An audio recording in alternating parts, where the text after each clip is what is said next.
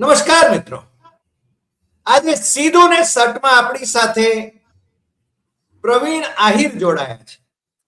પ્રવીણભાઈ ગુજરાત સમાચાર ટીવીના વરિષ્ઠ પત્રકાર છે અને ખેડૂત આંદોલન વિશે એમણે સૌથી વધારે વોકલ થઈને ખેડૂતોને એમના પક્ષે ન્યાય મળે એને માટે એમણે જે વાત કરી છે, એટલે આજે આપણે એમને આપણી સાથે જોડી રહ્યા છીએ. અને એક બીજું કારણ પણ છે.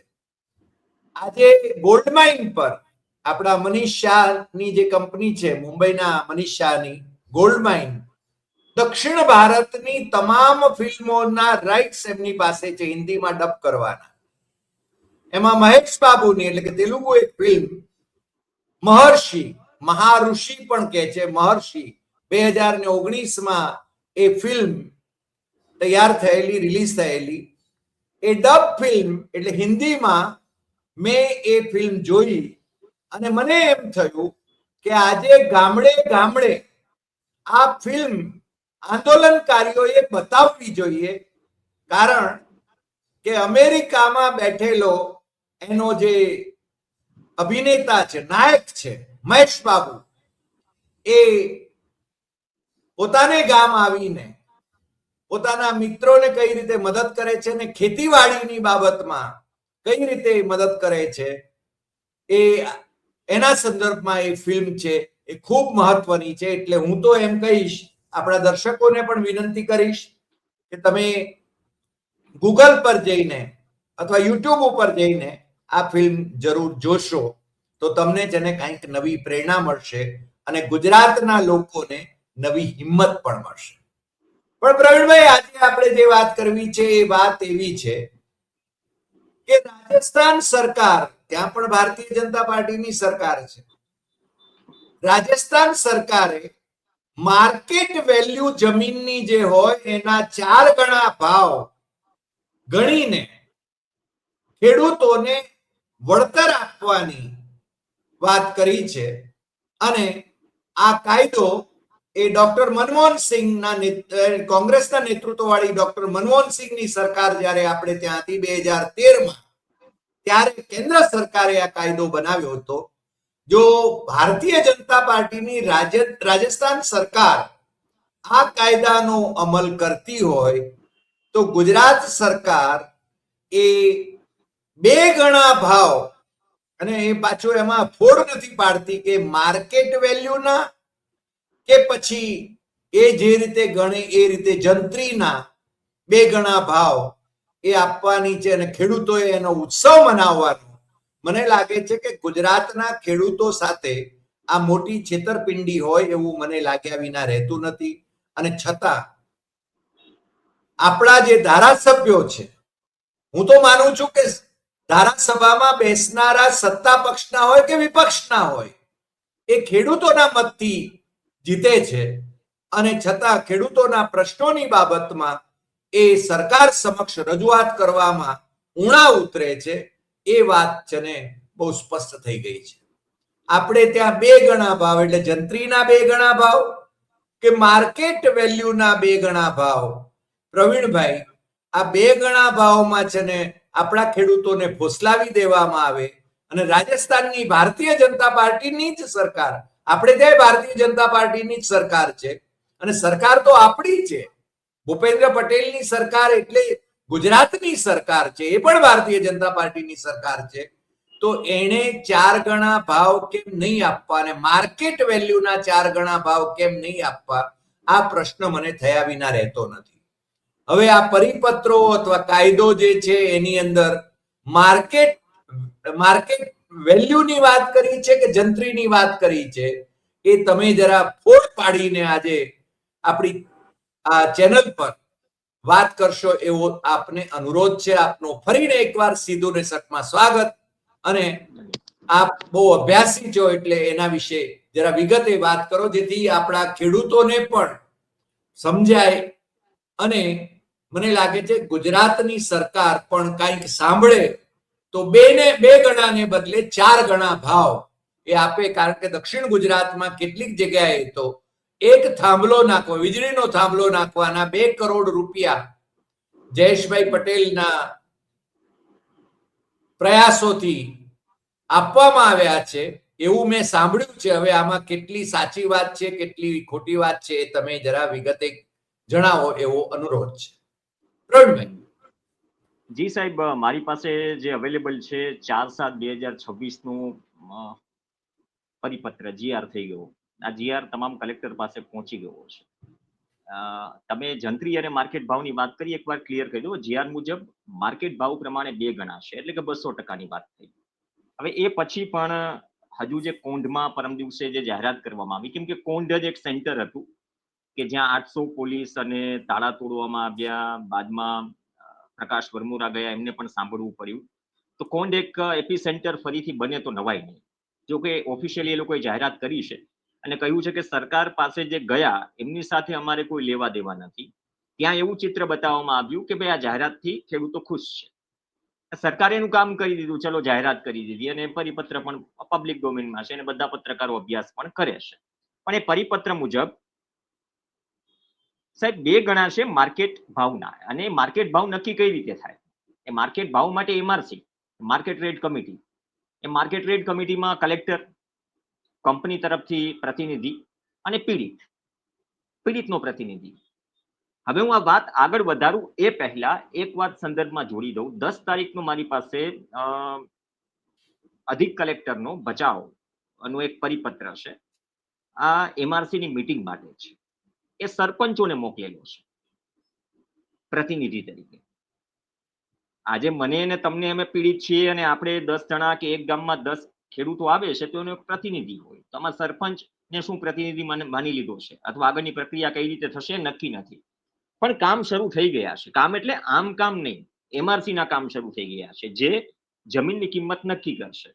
એમાં વેલ્યુઅર નક્કી કરે કે ગ્રામ્ય વિસ્તારમાં ચલો વીઘે ગુઠે આટલો ભાવ ચાલે છે, એવરેજ નીકળે અને પછી એક સિસ્ટમ છે, એમાં કોઈ સવાલ ન ઉઠાવી શકે. પણ જે એમઆરસી ની વાત કરવામાં આવી છે, પીડિત ખેડૂતોને ઇન્વોલ્વ કરાશે? સૌથી મોટો સવાલ. 200% એટલે કે 2 ગણા વળતરની વાત કરી છે. રાજસ્થાનમાં આપે છે, રાજસ્થાનમાં 4 ગણું આપે છે, 400% આપે છે. એ આરઓડબ્લ્યુ શું છે? અથવા તો 2025માં જુલાઈ 2026માં આપણે બેઠા છીએ ને સાહેબ, વર્ષ પહેલા જ 2025માં ભજનલાલ સરકારે કે ભૂતકાળની સરકારે અપ્રૂવ કર્યું છે. એમાં તાર પણ આવી જાય, એમાં જે કોરિડોર છે, કોરિડોર 66 કેવી થી લઈને સાહેબ 1200 કેવી સુધીનું એક બોક્સ પણ આપણા ગુજરાતના પરિપત્રમાં આપ્યું છે. હું તમને એ સંદર્ભે કહી દઉં. 66 કેવીમાં સાહેબ એ લોકો વિથ ઓફ આરઓડબ્લ્યુ કોરિડોર, એ કોરિડોરની 18 મીટર ગણે છે અને છેલ્લી જે સૌથી વધારે મોટી વીજ લાઈન છે 1200 કેવીની, એમાં 89 મીટરની ગણે છે. હવે જે તાર નીકળે છે એ જે કોરિડોર છે, કોરિડોરમાં જ કામ કરવાનું છે. અને કોરિડોરમાં કામ કરતા વખતે જમીનની વેલ્યુ જે કમિટી બનાવવાની છે એ નક્કી કરશે. એટલે માર્કેટ રેટ કમિટી છે, માર્કેટ રેટ કમિટી શું નક્કી કરે છે? આગળ વધીએ. પણ આમાં સૌથી મોટો સાહેબ સવાલ એ છે કે હું રાજસ્થાનની વાત કરું. રાજસ્થાનમાં બહુ મફતમાં આજકાલ જમીનનો જમાનો છે. તમે Rajasthan right of way ROW transmission જે કમ્પન્સેશન પોલિસી છે ટાઈપ કરશો એટલે મળી જશે પરિપત્ર સહિત સરકારનો. એમાં મારી પાસે જે તમને કાયદેસર બ્રેકેટ આપવામાં આવે છે, કદાચ વ્યુઅર્સ જોઈ શકે. આ રીતે જે રીતે બ્રેકેટ સરકારે આપ્યું છે ને, રાજ્ય સરકારે એ જ રીતે આપ્યું છે. જે ટાવર બેઝ એરિયા છે, એટલે કે 4 જે ખૂટા પડે એ ટાવર બેઝ એરિયા, કે જ્યાં ટાવર નંખાવાનું છે. અને એમાં પણ 2 પોર્શન છે રાજસ્થાનમાં, 132 કેવી થી 399 કેવી. તેના વચ્ચે ડીએલસી એટલે કે જે ડિસ્ટ્રિક્ટ લેવલ કમિટી જે છે, ત્યાં ડિસ્ટ્રિક્ટ લેવલ કમિટી છે જે નક્કી કરે છે ભાવ.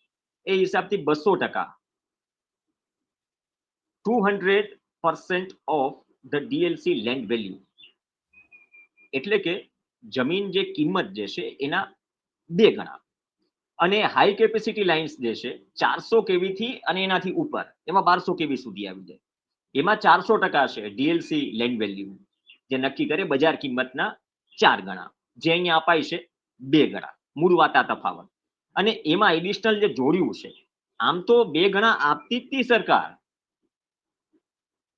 સાહેબ, નવાઈ નથી કરી. આ પોલિસી મુજબ અને પ્લસ નીચે લખ્યું છે કે એડિશનલ 200% પ્રીમિયમ અપ્રુવડ ઇન જુલાઈ 2025. ગયા વર્ષે જે 200% વધાર્યા એટલે કે 2 ગણા બીજા વધાર્યા, મતલબ કે 2 ગણા તો આપતા જ હતા.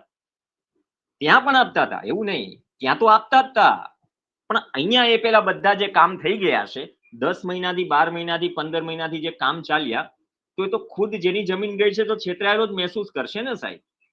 મૂળ વાત આ છે. આમાં જો વિપક્ષના નેતાઓ સાથે, સત્તા પક્ષના નેતાઓ સાથે, જેમની સાથે પણ મારી વાત થાય અથવા કિસાન સંઘના નેતાઓ સાથે પણ મારી વાત થાય, ફોડ કોઈ પાડતા નથી, ઓફ ધ રેકોર્ડ બધા જ સ્વીકારશે, નામ લેવા ઉચિત નથી. અહીંયા જે પ્રતિનિધિ કદાચ ન જાય તો પણ સરકારને ખબર છે, કૃષિ મંત્રી, ઉર્જા મંત્રી અને મહેસૂલ મંત્રીને ખબર છે કે નીચે શું થઈ રહ્યું છે.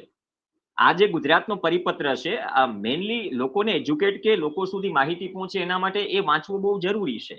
એમાં જે કહેવાયું છે પછી આપણે એપિસોડ કરીએ છીએ પ્રવીણભાઈ, એટલા એમાં માટે જ આપણે એપિસોડ કરીએ છીએ.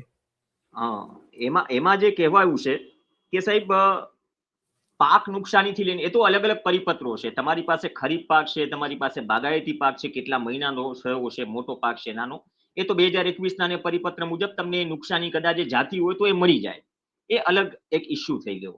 પણ જે 1 મીટર વધારેની વાત કરવામાં આવે છે તો ઓલરેડી છે જ સાહેબ. મૂળ આખી મુદ્દો એ છે કે સાહેબ ડોક્ટર હરિ દેસાઈના ખાતે 50 વીઘા જમીન છે. આ સામાન્ય ભાષામાં, દેશી ભાષામાં, એ 50 વીઘા જમીનમાં વચ્ચોવચ્ચ કે પછી થોડો 60% આ બાજુ કે 40% આ બાજુ એક 765 kV નો વીજ પોલ આવે છે. એટલે તમારી 50 વીઘામાંથી એક તો તાર પસાર થાય છે. એ 50 વીઘામાં તમને જેટલો કોરિડોર નક્કી કર્યો છે કે એ પ્રમાણે વળતર તો ચલો મળી જશે. આ 2 ગણું કે ભવિષ્યમાં કદાચ સરકાર કરે, હજી નથી કર્યું 4 ગણું, પણ એ 4 ગણું વળતર મળી ગયું છે 25 થી 30 વર્ષ માટે. હવે તમારી મર્યાદા આવી ગઈ, તમે બોર એના અંદર ન કરી શકો, પાકું બાંધકામ ન કરી શકો, અમુક ક્રોપ જે રિસ્ક છે, હજી રિસ્ક તો ગણાવ્યા નથી. ટેસ્ટર અડાડો તો સાહેબ કરંટ આવે. મોર રોજે કેટલા મરે છે, દેવભૂમિ દ્વારકામાંથી સમાચાર મળે છે. કચ્છમાંથી ખુદ કિસાન સંઘના જે લીડર હતા એને ઘણી વખત કહ્યું છે, શિવજી ભરાડિયા, એને પણ કહ્યું છે. પણ એ તમે વળતર લઈ લીધું, માનો કે તમારી હાલો લમસમ 0.5 વીઘા 1 વીઘા જમીન ગઈ, એનું વળતર મળી ગયું. પણ એ 0.5 વીઘા 1 વીઘા જમીન ગઈ એના કારણે ઓવરઓલ જે તમારી 50 વીઘાની લેન્ડ વેલ્યુ છે, અવમૂલ્યન થાય છે. અવમૂલ્યન તમારી જમીનનું થાય છે. પહેલા 10 લાખ ભાવ ચાલતો હતો અને કદાચ એવું બને કે ટાવર આવ્યા પછી એ ભાવ ગગડી જાય તો એ બાકી 49 વીઘાનું અવમૂલ્યન થયું એ કોણ નક્કી કરશે? સાચી વાત. મૂળ હાથમાં આ મુદ્દો છે અને આ લોકોને અડી ગયો છે, લોકોને ગળે ઉતરી ગયો છે. દરેક નેતા જાણે છે, ધારાસભ્ય જાણે છે કે મૂળમાં આ વાત છે કે ઓવરઓલ 50 વીઘામાંથી 49 વીઘાનું અવમૂલ્યન થાય તો સાહેબ એની ગણતરી કે એની નુકસાની કોણ વેઠે છે? ખેડૂત વેઠે છે, જે ખાતેદાર છે. અને આવનાર સમયમાં જે મર્યાદાઓ આવે છે તો મર્યાદાઓ રહે જ છે. અને જિલ્લા કલેક્ટર, ચેરમેન છે, જમીન માલિકો વતી પ્રતિનિધિ સભ્ય, આ શબ્દો લખેલો છે. એટલે જમીન માલિકોનો બધાનો પ્રતિનિધિ શું સરપંચ થઈ ગયા? જો ભરૂચનો આપણે એ ઓર્ડર માનીએ, સોરી ભચાઉનો, માફ કરશો, કચ્છના, કે જેની 13 તારીખે મીટિંગ નક્કી થઈ હતી, 10 તારીખનો એ પત્ર મોકલાવ્યો હતો અધિક કલેક્ટરે, તો જમીન માલિકો વતી પ્રતિનિધિ સભ્ય એટલે હજી એ નક્કી ઓર્ડર નથી પાડ્યો. અને ટ્રાન્સમિશન સર્વિસ પ્રોવાઈડર જે છે ટીએસપી, એના પ્રતિનિધિ. હવે આ 3 બેનો રેશિયો થયો. સાહેબ આમાં એક સામાન્ય વાત તમને યાદ અપાવું કે જે 3 કૃષિ કાયદા આવ્યા એમાં એકમાં તો ફોર્મેશન થયું હતું, 2 કૃષિ કાયદા હતા, એકમાં સુધારા વધારા થયા. એમાં જે કોન્ટ્રાક્ટ ફાર્મિંગ વાળી વસ્તુ જે હતી કે કોન્ટ્રાક્ટ ફાર્મિંગમાં જે શરતો સાથે જોડાય છે, વેધર એ કંપની, પાર્ટી હોય કે ખેડૂત હોય, એ બંને વચ્ચે અમુક માપદંડો અને અમુક શરતો હતી. હવે એમાં પરિસ્થિતિ એવી થઈ કે એમાં સૌથી મૂળ વાંધો અહીંયા આવ્યો કે આ તો કુદરત પર ભરોસે, હજી વાવણી નથી થઈ 70-80% જગ્યાએ, એની તો કોઈ ચિંતા જ નથી કોઈને, સૌથી મોટો વિષય છે. જો પાક ખરાબ થાય અથવા તો ઓછો ઉતારો આવે, ગમે તે થાય, સપોઝ કે જે ઉદ્યોગપતિ કહો કે મોટો ગજાદાર કહો, કારણ કે એ તો બિઝનેસ કરવા આવ્યા છે ને સાહેબ, કોન્ટ્રાક્ટ ફાર્મિંગ મીન્સ બિઝનેસ. હેતુ એ છે કે હા, હેતુ એ છે કે એનો ફાયદો થોડો વધારે, હેતુ સારો છે કે એનો ફાયદો ખેડૂતને વધારે થાય, પણ એ કેટલો થાય છે?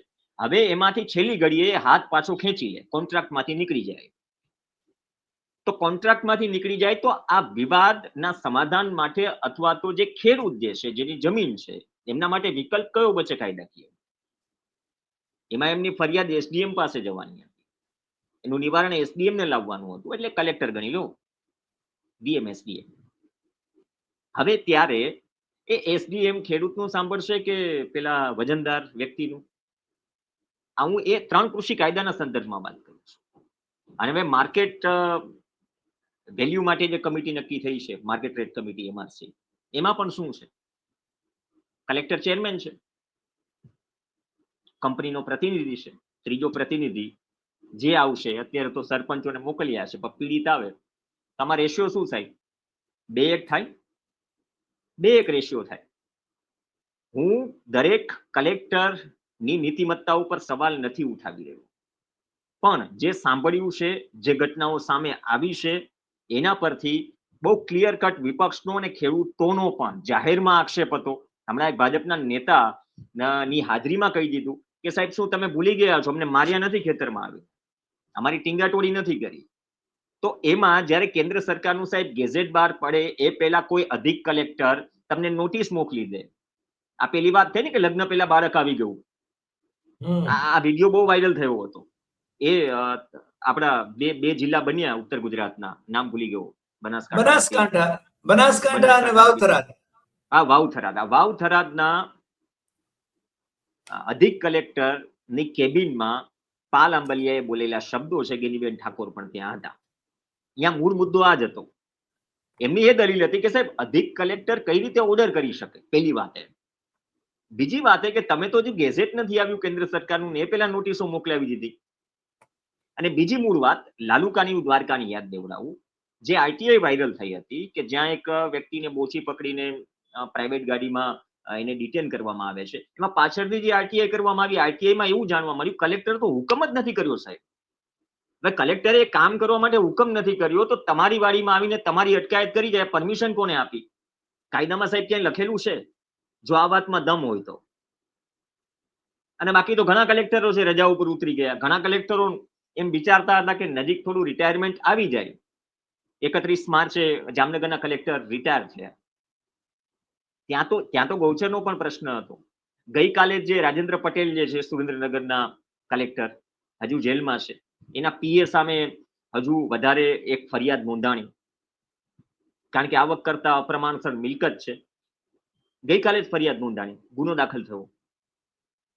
તો સાહેબ આમાં આપણે પોલિસી બનાવી નાખી. મારો કહેવાનો મતલબ એમ છે કે એ રાજસ્થાન પોલિસી બનાવે, બાદમાં ગુજરાત, એનાથી અડધી બનાવી છે આપણે. રાજસ્થાનના સમકક્ષ નથી આ બાબતમાં. 2025માં જ એ લોકોએ કરી નાખ્યું. તો 4 ગણા વર્તનની અથવા જીતુભાઈ વાઘાણીએ જે વાત કરવામાં આવી, ગઈકાલે મેં જે એપિસોડ કર્યો હતો એમાં મેં કોંડ ગામના જ એક ખેડૂતને બેસાડ્યા હતા. એમને એમ કહ્યું હતું કે જ્યારે અમે મળવા ગયા આ સંદર્ભમાં, ત્યારે કૃષિ મંત્રી એમને એ વાત કરવામાં આવી કે આપણે બધા જ જે રાજ્યો જે છે કે બધી જ્યાં જગ્યા આ સમસ્યાઓ છે, જ્યાં એ પોલિસી ચાલે છે, એના કરતા આપણે બધું એનાલિસિસ કરીને બેસ્ટ કરીશું, સારું કરીશું. અને પછી નથી થયું એટલા માટે કોંડથી આ અવાજ ઉઠ્યો છે કે સાહેબ 4 ગણા જોઈએ. આ 2 કરોડની ને એ બધી વાત, ઓવરઓલ સેટલમેન્ટની વાતને વિપક્ષ એની રીતે કરે છે. જયેશભાઈ પટેલ હોય, પાલ આંબલિયા હોય, મહેશ રાજકોટિયા હોય, હેમંત પીડા હોય, આ બધા જે પણ આંદોલનકારી, લાલજી દેસાઈ હોય કે પછી કિસાન સંઘ હોય કે જે હોય, અલગ અલગ માંગો છે. પણ એ માંગોમાં એ વન ટાઈમ સાહેબ સેટલમેન્ટ છે. કેમ કે વાત 25-30 વર્ષની આવીને ને ફરીથી એ જ રૂલ લાગુ કરવાની વાત કરું કે તમારી 49 વીઘા જમીનનું અવમૂલ્યન જે થાય છે, એ અવમૂલ્યનના કદાચ સંદર્ભમાં આ વાત કહેવાય હશે કે ટાવર દીઠ 2 કરોડ આપો. તો મૂળ વાત આ છે. એટલા માટે હજુ 4 ગણા વળતરની વાત ગુજરાત સરકારે કરી નથી, અમલમાં મૂકી નથી. હવે 2 ગણામાં ગઈકાલે જ હોળી થઈ આ જીઆરની. ગઈકાલે સુરતમાં આ જીઆરની કલેક્ટર કચેરીમાં સળગાવવામાં આવ્યો જીઆર. મતલબ કે જાહેરાત થઈ ગઈ. સામાન્ય જે જનતા છે, જે બિન ખેડૂત વર્ગ છે, એમને તો કહ્યું કે નહીં આટલા ટાઈમથી આંદોલન ચાલે છે, સરકારે કંઈક જાહેરાત કરી દીધી. પણ એ જાહેરાતનું ફોલોઅપ નથી લેવાનો કે તે લોકો શું કરી રહ્યા છે. હજુ શું, હવે કેટલા ધારાસભ્યો છે સાહેબ તમે જાહેરાત થયા પછી ખુલીને તમે મીડિયામાં બાઇટ આપતા જોયા હોય કે ના ખેડૂતો ખુશ છે, કે ખુલીને બોલતા જોયા હોય, કે ખુલીને ડિબેટોમાં વાત કરતા જોયા હોય? કારણ કે એમને ખબર છે કે નારાજગી છે હજુ, અને નારાજગી એ બેગ નહીં કરી શકે. કાંતિભાઈ અમૃતિયા એક વખત ગામમાં ગયા હતા, શું સ્થિતિ થઈ હતી, એ પછી એના કોઈ વિડીયો આવ્યા, ગયા હોય તો ખબર નહીં. અને આ જે પરિસ્થિતિઓ ઊભી થઈ, વરમોરા સાહેબ પણ કુંડમાં ગયા હતા, નારાજગીનો એમને પણ સામનો કરવો પડ્યો હતો. પર્સનલ લેવલ પણ એ પણ સ્વીકારે છે કે આ તકલીફ છે, પણ આ તકલીફમાં જેટલું થયું એટલું થયું, 4 ગણું નથી થયું. અને એટલા માટે જ કહું છું, આ મુદ્દો હજુ શરૂ થયો છે. અને એક વાત એ પણ જોડી દઉં કે જે મેં ભચાઉના જે અધિક કલેક્ટરની વાત જે કરી, અત્યારે ઓવરઓલ કામ બંધ છે સાહેબ, બધી જગ્યાએ. પ્રોજેક્ટના બધા, આમ તો ચોમાસામાં બંધ જ રાખવા પડે.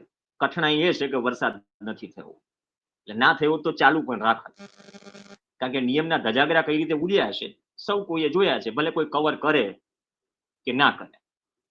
તો અત્યારે કામ બંધ છે સાહેબ, પણ ઉપરથી એવું સંભળાય છે, કારણ કે આઈબી થી માંડીને એસીબી ના અધિકારીઓ સાથે ઘણી વખત વાતચીત થાય તો એમ કહે કે ઉપરથી કેવું થોડી પ્રોસેસ હમણાં ધીમી રાખજો. જેમ કે લોક સુનાવણીની વાત હોય તો 5 દિવસમાં પતાવી નહીં દેવાની, 10-15 દિવસ આપો એમ. પહેલા તો લોક સુનાવણી ઘણા કેસમાં નહોતી થઈ, હવે એટલીસ્ટ થાય છે. તમે પીડિત છો તો તમને બોલાવાય છે, તમને સંભળાય છે, એ થોડી સ્પેસ અપાય છે. એટલે એ કહેવામાં આવ્યું છે હમણાં થોડું ધીરું રાખજો. એટલે હમણાં ધીરું છે, પણ વધુ એક મુશ્કેલી આ વરસાદ નથી થયો, એ આગમાં ઘી ઉમવાનું કામ કરશે સાહેબ. એ દુઃખદ એટલે છે. એનો અર્થ, પ્રવીણભાઈ, એનો અર્થ એ થયો કે ખેડૂત આંદોલન તો ચાલુ રહેવાનું. ખેડૂતો વાવણીમાં અત્યારે છે ને, ખરેખર તો વાવણીની સિઝન છે. અમે ધારો કે વાવણી કરી પણ વરસાદ નથી એટલે ફરીને વાવણી કરવી પડશે, બરાબર? એવા સંજોગોની નિર્માણ થયા છે, એટલે ઉકળાટ ઓર વધવાનો. તો સરકાર શું જાહેરાત કરશે? સરકાર શું જાહેરાત કરશે હવે? સાહેબ હવે તો ઘાસચારાની હવે હમણાં આવી, અમે હવે કચ્છમાં સમજાણું કે 13 તારીખનું છે, અમલવારી કરો. હવે વન વિભાગની ગાંસડીઓ પડી છે એના માટે જ સાહેબ.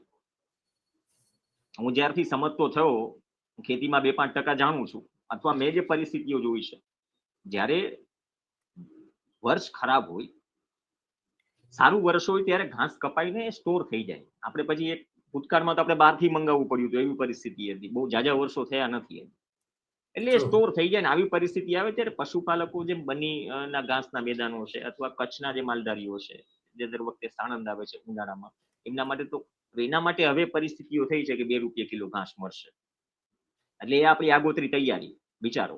અને જ્યાં વાવણી નિષ્ફળ ગઈ છે અથવા વાવી દીધું છે, આગોતરી થોડી વાવણી થઈને કેવું વરસાદ પડશે, કેમ કે સાહેબ 5-6 ઇંચ જેટલો વરસાદ પડે ને, ધરતીની વરાપ નીકળે, નહીં તો બિયારણ ઉગે નહીં.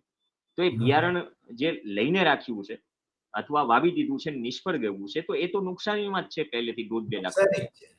હવે ફરીથી હજુ વરસાદના સાહેબ કોઈ એંધાણ એવા દેખાઈ રહ્યા નથી. અલનીનો કદાચ આખું વર્ષ બગાડશે. જે નાસા અને WMO ની જે ચેતવણી હતી એને ગંભીરતાથી લેવાની જરૂર હતી. એમને સીધું કહ્યું હતું નાસાએ અને WMOએ કે દુનિયાભરની સરકારો દુકાન માટે તૈયાર રહેજો. એટલે ઘણી જગ્યાએ એવી પરિસ્થિતિ થવાની છે. આપણે ઈચ્છીએ કે ન થાય, પણ જે રીતે વરસાદની પેટર્ન પડી ગઈ છે, વેધર એક્સપર્ટ્સ જે કહી રહ્યા છે, તમે જોવો તો દક્ષિણ ગુજરાત અને સૌરાષ્ટ્રના જે કોસ્ટલ બેલ્ટના 2-4 જિલ્લાઓ છે, એમાં કેટલો વધારે વરસાદ પડ્યો ઓછા સમયમાં, તો અહીંયા નુકસાની છે. અને બાકી બધી જગ્યાએ પડ્યો જ નથી જે પડવો જોઈએ. તો આ બંને ચિંતા છે. ને આંદોલન કરતા સાહેબ મૂળ વાત એક તમે વાત કરી કે નિવેડો નથી આવ્યો. આટલા લાંબા સમય સુધી ચર્ચા ચાલી, ટ્રેક્ટર રેલી થઈ, આ થયું તે થયું, કોણ કોની ટીમ છે, એ વિપક્ષ બંને જે છે બાગડા બિલાડીની જેમ બાજ્યા કરે, બીજા નંબરની વાત છે. પણ અલ્ટિમેટલી મેં ગઈકાલે પણ એક શબ્દ વાપર્યો હતો કે આ જે મુદ્દો છે ને સાહેબ, એ સરકાર હોય, વિપક્ષ હોય કે ખુદ ખેડૂત હોય, આ તમામ માટે છે ને ગળામાં હાડકા જેવું છે. એ નીકળતું નથી, અંદર ઉતરતું પણ નથી. એક વખત એશ્યોરન્સ મળી જાય ને સાહેબ, અત્યારે મેસેજ જતો રહેવો છે. એ મેસેજ શું જતો રહેવો છે? જે બેફામ જે કામ થયું એનાથી મેસેજ એ જતો રહેવો છે. અને જે વિપક્ષ કહી રહ્યું છે કે 80 થી 100 લાઈન આવવાની છે, આ તો હજી 3, 4, 5 માં જ રમી રહ્યા છો. તો આજે જેનું ખેતર બચ્યું, આજે જેનું ખેતર બચ્યું, ખેડૂતોમાં જે મેસેજ ગયો છે એ ગયો છે કે આવતીકાલે તમારું બચે કે ન બચે ગેરંટી નહીં, ત્યારે તમારી પાસે પોલિસી હોવી જોઈએ. અને આમાં એ લોકોને કઈ વાંધો પણ નથી સાહેબ. ઘણી જગ્યાએ તો નિયમ બહાર થઈ ગયું છે. મેં પહેલા જ કહ્યું ને, આમાં એવું છે, એક તરફ જામનગરના શહેર કોંગ્રેસ પ્રમુખ હમણાં આજે પદયાત્રા નીકળી વ્રજવાણીથી, એમાં એનો વિડીયો વાયરલ થયો, એ આ પદયાત્રામાં જોડાય છે. કે જે ખેડૂતને ધમકાવે છે ઓપેરા કંપનીના વીજ પોલને લઈને. રાઈટ. અમિત ચાવડાને પણ 6-8 મહિના પહેલા રજૂઆત થઈ છે કોંગ્રેસના નેતાઓએ કરી, એ જે કંઈ પણ તમામ ભાગ બટાઈને ધંધા ચાલી રહ્યા છે. બીજી બાજુ આવા આક્ષેપો વચ્ચે મતલબ એ અધિકારી હોય, પોલીસ અધિકારી હોય, રાજકીય નેતાઓ હોય, એમાં કંઈક તો હશે ને સાહેબ, બાકી આટલું બધું ન થાય. બધું જે ચાલી રહ્યું છે, મને જે સૌથી વધારે આઘાતજનક બાબત લાગે છે એ છે કે પોલીસ જાણે ખાનગી કંપનીએ ભાડે રાખી હોય અને મહિલાઓ ઉપર જેને લાઠીચાર્જ કરાતો હોય અથવા બાજાબાજી કરાતી હોય મહિલાઓ ઉપર, પુરુષો ઉપર નહીં, મહિલાઓ ઉપર. તો મને લાગે છે આ તો છે ને આપણને ભાગ્યે જ જોવા મળતું દ્રશ્ય હતું, આ જે રીતે પોલીસે અત્યાચાર કર્યો છે. અને હું તો હંમેશા કહું છું કે આ પોલીસ છે ને એ ખેડૂત પરિવારમાંથી નથી આવતી, એને દાસતું નથી, એને નથી લાગતું કે આ પ્રશ્ન માત્ર આ ખેડૂતોનો નહીં, મારો પણ છે, મારા પરિવારનો પણ છે. પ્રવીણભાઈ, હેલો હેલો, હા પ્રવીણભાઈ, તમારો અવાજ થોડો ઝિગઝેગ થઈ રહ્યો છે. હા,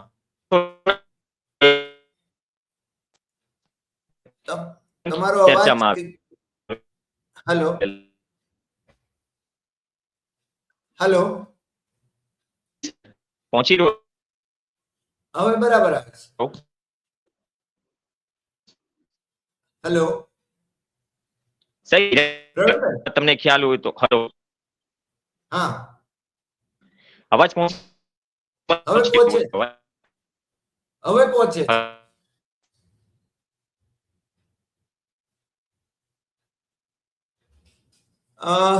મને લાગે છે કે કંઈક કનેક્શનમાં પ્રોબ્લેમ છે, પણ એ ફરીને પાછા જોડાય છે પ્રવીણભાઈ. અને આપણી સાથે જોડાય ત્યાં સુધી આપણે રાહ જોઈએ.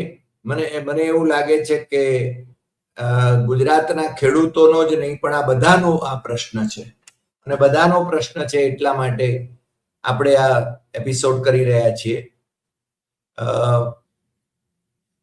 મને લાગે છે પ્રવીણભાઈ કદાચ એમનો ઇન્ટરનેટનો પ્રોબ્લેમ છે એટલે જોડાઈ શકે એમ નથી, પરંતુ આપણે એમનો આભાર માનીએ અને ફરીને પાછા નવો એપિસોડ કરીશું, એમને જોડીશું. આજે આટલી વાર, ફરી મળીશું નવા એપિસોડમાં નવા વિષય સાથે. તમને આ એપિસોડ ગમ્યો હોય તો સૌથી વધુ શેર કરશો, લાઈક કરશો, કમેન્ટ કરશો, અને આપણી YouTube channel doctor Hari Desai Satyamev તથ્યમે સબસ્ક્રાઇબ કરવા માટે મિત્રોને જરૂર જણાવશો. નમસ્કાર.